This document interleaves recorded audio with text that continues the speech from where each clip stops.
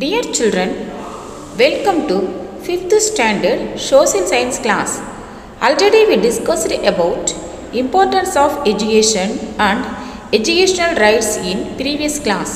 Today we are going to discuss about important features of the Right to Education Act (RTE) and educational schemes in educational rights.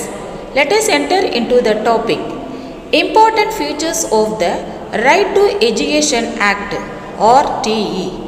Until the completion of elementary education, no student is stopped from school. 25% reservation is given to the economically underprivileged people in all private schools. Underprivileged means having less money, education, etc. Improvement in the quality of education. School infrastructure should be improved every 3 years.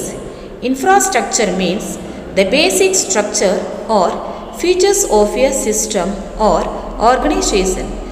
Finances will be shared between the state and the central government. National Education Policy (NEP). In 2019, the Government of India has framed the National Education Policy (NEP) to promote education among the people of India. The NPE covers all educational systems from primary to college level. Next, let us move to educational schemes. The most important milestone in education is the free midday meal program, which was implemented by the former Chief Minister of Tamil Nadu, K. Kamaraj. Indian education system is mainly divided into 4 stages. They are lower primary, upper primary, secondary, higher secondary. Sarva Shiksha Abhiyan (SSA) was launched in the year 2001. Objectives of Sarva Shiksha Abhiyan: increasing the enrollment in primary schools. Enrollment means attendance to a school. Getting access to the free and compulsory education for children up to age 14. Access means permission. Improving the quality of education. Rashtriya Madhyamik Shiksha Abhiyan (RMSA) was launched in 2009. The aim of this program: raising the minimum level of education to class 10.